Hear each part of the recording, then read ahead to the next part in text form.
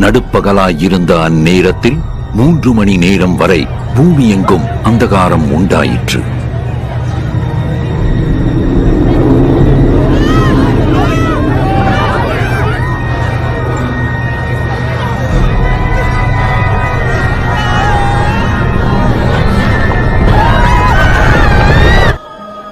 பிதாவே,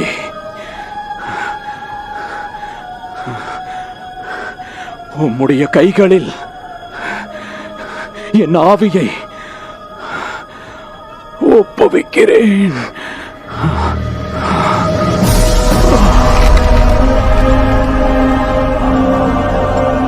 நடந்த சம்பவங்களைக் கண்ட சேனை தலைவன் தேவனை மகிமைப்படுத்தி கூறியதாவது: தேவனுக்கே மகிமை உண்டாவதாக.